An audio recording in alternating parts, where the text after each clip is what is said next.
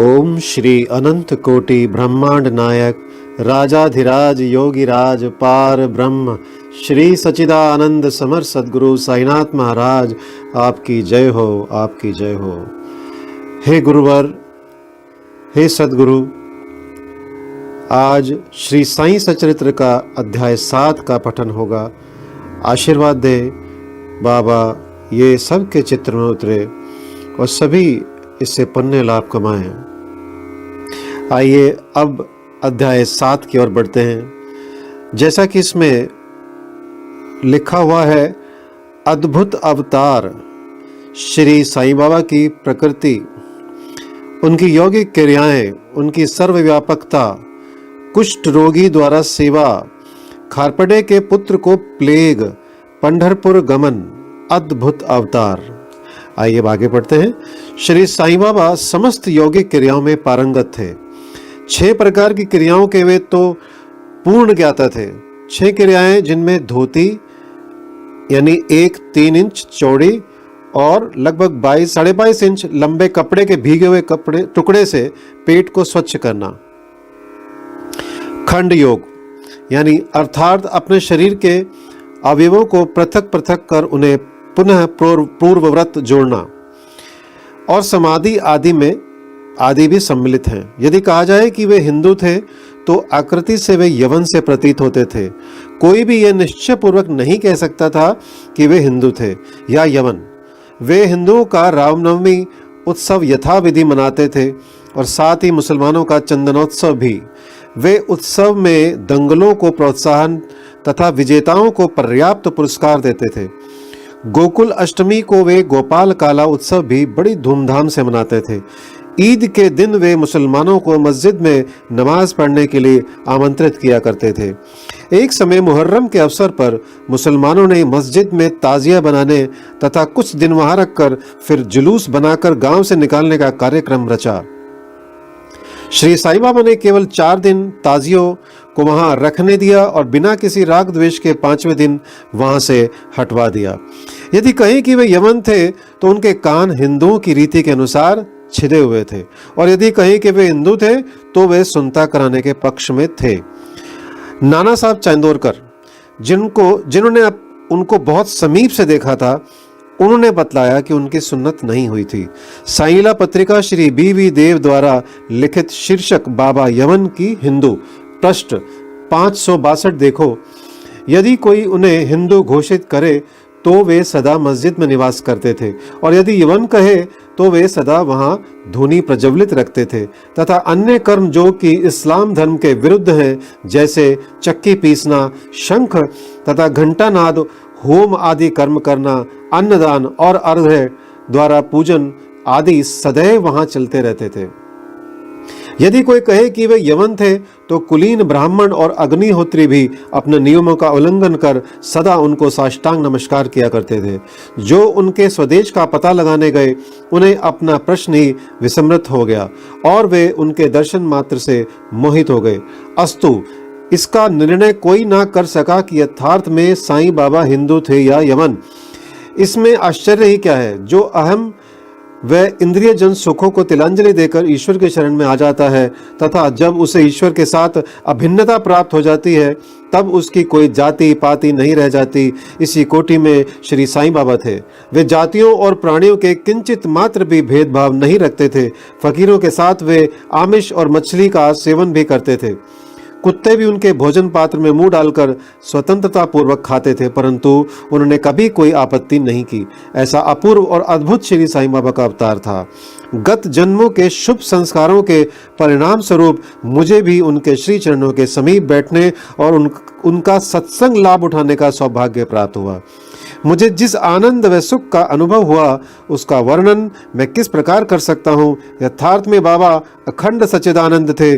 उनकी महानता और अद्वितीयता का बखान कौन कर सकता है।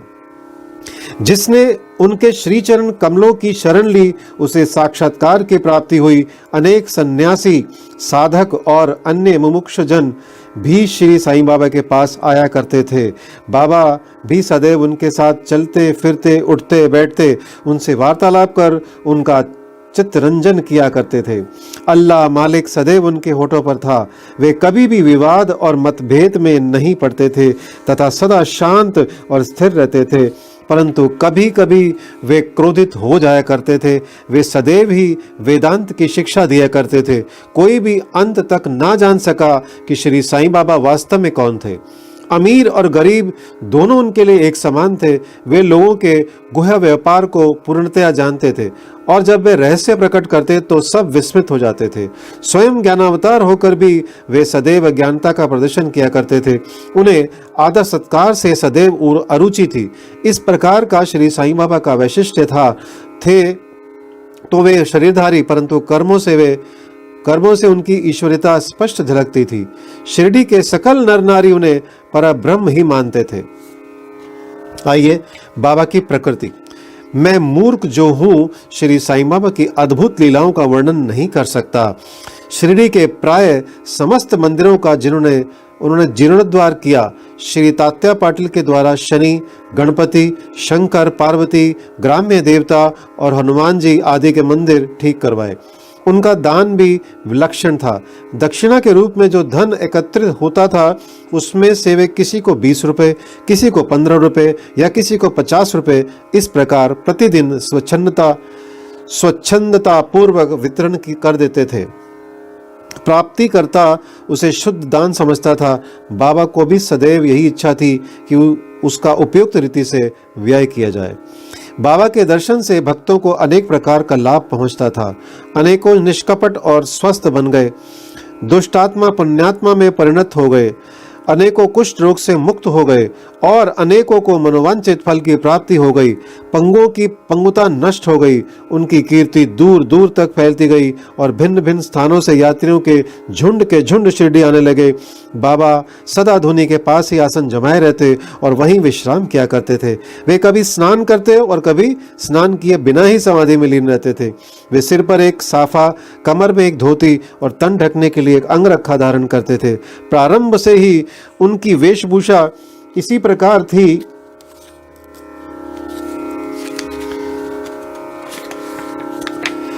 पूर्वार्ध में वे गांव में चिकित्सा कार्य भी किया करते थे। रोगियों को निदान कर उन्हें औषधि भी देते थे और उनके हाथ में अपरिमित यश था। इस कारण से वे अल्पकाल में ही योग्य चिकित्सक विख्यात हो गए। वहां केवल एक ही घटना का उल्लेख किया जाता है जो बड़ी विचित्र सी है, विलक्षण नेत्र चिकित्सा। आइए इसके बारे में जानते हैं। एक भक्त की आंखें बहुत लाल हो गई थी, उनमें सूजन भी आ गई थी। शिरडी सरीखे छोटे ग्राम में डॉक्टर कहाँ। तब भक्तगण ने रोगी को बाबा के समक्ष उपस्थित किया। इस प्रकार की पीड़ा में डॉक्टर प्राय लेप, मरहम, अंजन, गाय का दूध तथा कपूर युक्त औषधियों को प्रयोग में लाते थे, पर बाबा की औषधि तो सर्वथा ही भिन्न थी। उन्होंने भिलावा पीसकर उसकी 2 गोलियां बनाई और रोगी के नेत्रों में एक एक गोली चिपकाकर कपड़े की पट्टी से आंखें बांध दी। दूसरे दिन पट्टी हटाकर नेत्रों के ऊपर जल के छींटे छोड़े गए। सूजन कम हो गई और नेत्र प्राय निरोग हो गए। नेत्र शरीर का एक अति सुकोमल अंग है, परंतु बाबा की औषधि से कोई हानि नहीं पहुंची, वरन नेत्रों की व्याधि दूर हो गई। इस प्रकार अनेक रोगी निरोग हो गए। यह घटना तो केवल उदाहरण स्वरूप ही यहाँ दी गई है। आगे पढ़ते हैं। बाबा की यौगिक क्रियाएं। बाबा को समस्त यौगिक प्रयोग और क्रियाएं ज्ञात थी। उनमें से केवल 2 का ही उल्लेख यहाँ किया जाता है। पहला, धोती क्रिया यानी आंतें स्वच्छ करने की क्रिया। प्रति तीसरे दिन बाबा मस्जिद से पर्याप्त दूरी पर एक वट वृक्ष के नीचे किया करते थे। एक अवसर पर लोगों ने देखा कि उन्होंने अपनी आंतों को उधर से बाहर निकालकर उन्हें चारों ओर से स्वच्छ किया और समीप के वृक्ष पर सूखने के लिए रख दिया। शिरडी में इस घटना की पुष्टि करने वाले लोग अभी भी जीवित हैं। उन्होंने इस सत्य की परीक्षा भी की थी। साधारण धोती क्रिया एक 3 इंच चौड़े व 22.5 फुट लंबे गीले कपड़े के टुकड़े से की जाती है। इस कपड़े को मुंह के द्वारा उदर में उतार लिया जाता है तथा उसे लगभग आधे घंटे तक रखे रहते हैं ताकि उसका पूरा प्रभाव हो जाए। तत्पश्चात उसे बाहर निकाल लेते हैं। पर बाबा की तो यह धोती क्रिया सर्वथा विचित्र और असाधारण ही थी। आगे पढ़ते हैं। खंड योग। एक समय बाबा ने अपने शरीर के अवयव पृथक पृथक कर मस्जिद के भिन्न भिन्न स्थानों में बिखेर दिए। अकस्मात उसी दिन एक महाशय मस्जिद में पधारे और अंगों को इस प्रकार यहाँ वहाँ बिखरा देखकर बहुत ही भयभीत हुए। पहले उनकी इच्छा हुई कि लौटकर ग्राम अधिकारी के पास यह सूचना भिजवा देनी चाहिए कि किसी ने बाबा का खून कर उनके टुकड़े टुकड़े कर दिए हैं, परंतु सूचना देने वाला पहले ही पकड़ा जाता है, यह सोचकर वे मौन रहे।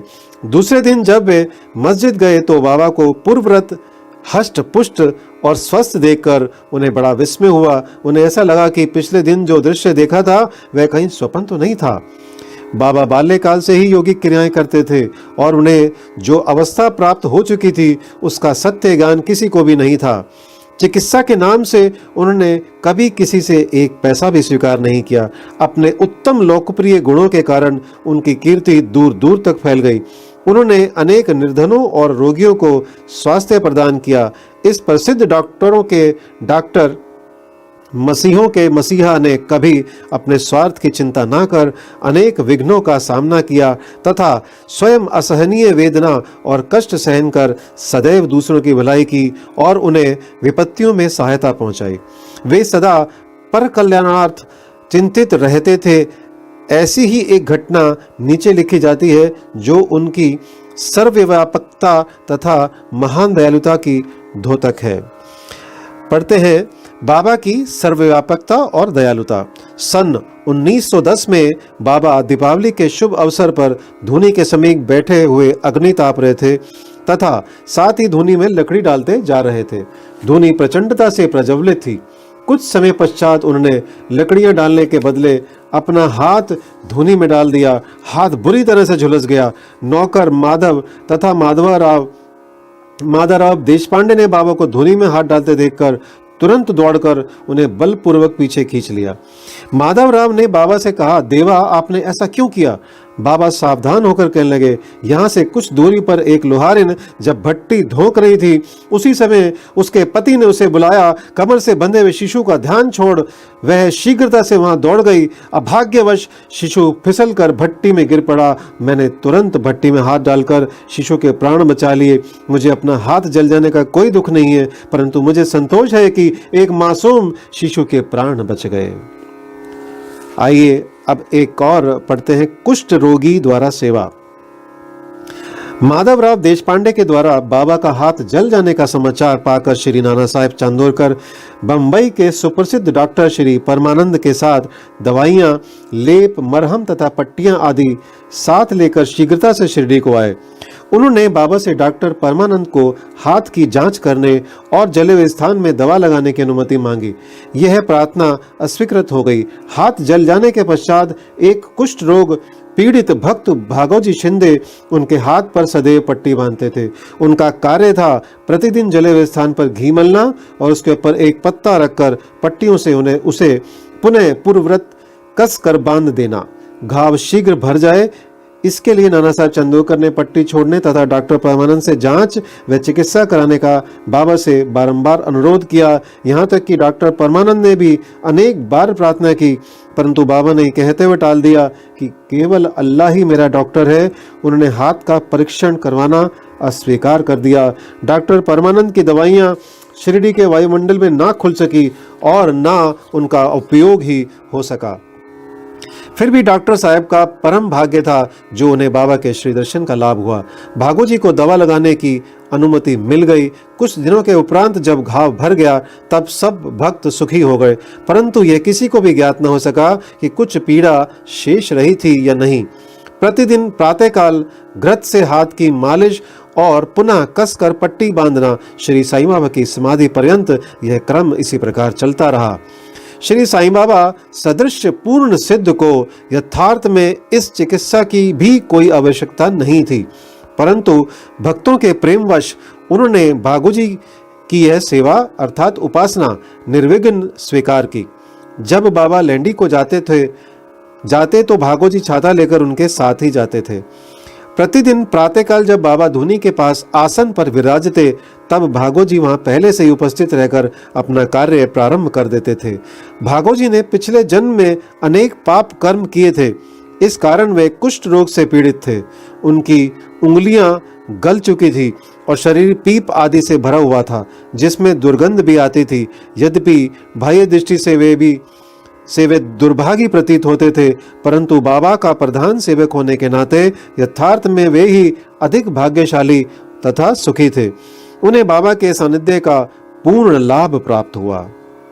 और इसके आप आगे पढ़ते हैं, बालक खारपड़े को प्लेग। अब मैं बाबा की एक दूसरी अद्भुत लीला का वर्णन करूंगा। श्रीमती खारपटे अमरावती के श्री दादा साहब खारपटे की धर्मपत्नी अपने छोटे पुत्र के साथ कई दिनों से शिरडी में थी। पुत्र तीव्र ज्वर से पीड़ित था। पश्चात उसे प्लेग की गिल्टी यानी गांठ भी निकल आई। श्रीमती खारपटे भयभीत हो बहुत घबराने लगी और अमरावती लौट जाने का विचार करने लगी। संध्या समय जब बाबा वायु सेवन के लिए वाड़े, अब जो समाधि मंदिर कहा जाता है, उसके पास से जा रहे थे, तब उन्होंने उनसे लौटने की अनुमति मांगी तथा कंपित स्वर में कहने लगी कि मेरा प्रिय पुत्र प्लेग से ग्रस्त हो गया है, अतः अब मैं घर लौटना चाहती हूँ। प्रेम पूर्वक उनका समाधान करते हुए बाबा ने कहा, आकाश में बहुत बादल छाए हुए हैं, उनके हटते ही आकाश पूर्ववत स्वच्छ हो जाएगा। ऐसा कहते हुए उन्होंने कमर तक अपनी कफनी ऊपर उठाई और वहां उपस्थित सभी लोगों को अंडों के बराबर 4 गिल्टियां दिखाकर कहा, देखो मुझे अपने भक्तों के लिए कितना कष्ट उठाना पड़ता है और उनके कष्ट मेरे हैं। यह विचित्र और असाधारण लीला देखकर लोगों को विश्वास हो गया कि संतों को अपने भक्तों के लिए किस प्रकार कष्ट सहने पड़ते हैं। संतों का हृदय मोम से भी नरम तथा मक्खन जैसा कोमल होता है। वे अकारण ही भक्तों से प्रेम करते और उन्हें अपना निजी संबंधी समझते हैं। इसके आगे बढ़ते हैं, पंढरपुर गमन और निवास। बाबा अपने भक्तों से कितना प्रेम करते और किस प्रकार उनकी समस्त इच्छाओं तथा समाचारों को पहले से ही जान लेते थे, इसका वर्णन कर मैं ये अध्याय समाप्त करूंगा। नाना साहेब चंदोरकर बाबा के परम भक्त थे। वे खानदेश में नंदूरबार के मामलतदार थे। उनका पंढरपुर को स्थानांतरण हो गया और श्री साईं बाबा की भक्ति उन्हें फलदायी हो गई, क्योंकि उन्हें पंढरपुर जो भूवैकुंठ यानी पृथ्वी का स्वर्ग सदृश ही समझा जाता था, उसमें रहने का अवसर प्राप्त हो गया। नाना साहेब को शीघ्र ही कार्यभार संभालना था, इसलिए वे किसी को पूर्व पत्र या सूचना दिए बिना ही शीघ्रता से शिरडी को रवाना हो गए। वे अपने पंढरपुर शिरडी में अचानक ही पहुंचकर अपने विठोबा यानी बाबा को नमस्कार कर फिर आगे प्रस्थान करना चाहते थे। नाना साहेब के आगमन की किसी को भी सूचना न थी, परंतु बाबा से क्या छिपा था, वे तो सर्वज्ञ थे। जैसे ही नाना साहब नीम गांव पहुंचे, जो शिरडी से कुछ ही दूरी पर है, बाबा पास बैठे हुए महालसापति अप्पा शिंदे और काशीराम से वार्तालाप कर रहे थे। उसी समय मस्जिद में स्तब्धता छा गई और बाबा ने अचानक ही कहा, चलो चारों मिलकर भजन करें। पंढरपुर के द्वार खुले हुए हैं, यह भजन प्रेम पूर्वक गाएं। पंढरपुरला जायचे जायचे, तिथेच मजला रहचे, तिथेच मजला रहचे, घर में माइया रहचे। सब मिलकर गाने लगे। इसका भावार्थ है, मुझे पंढरपुर जाकर वहीं रहना है, क्योंकि वह मेरे स्वामी ईश्वर का घर है। बाबा गाते जाते और भक्तगण उसे दोहराते जाते थे।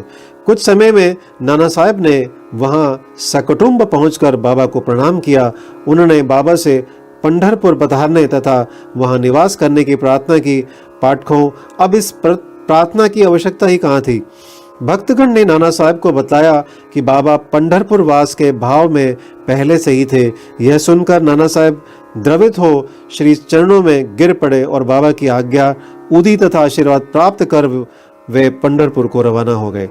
बाबा की कथाएं अनंत हैं। अन्य विषय जैसे मानव जन्म का महत्व, बाबा का भिक्षावृत्ति पर निर्वाह, बायजाबाई की सेवा तथा अन्य कथाओं को अगले अध्याय के लिए शेष रखकर अब मुझे यहाँ विश्राम करना चाहिए। श्री सद्गुरु साईनाथ परमस्तु। शुभम भवतु। ओम साई राम।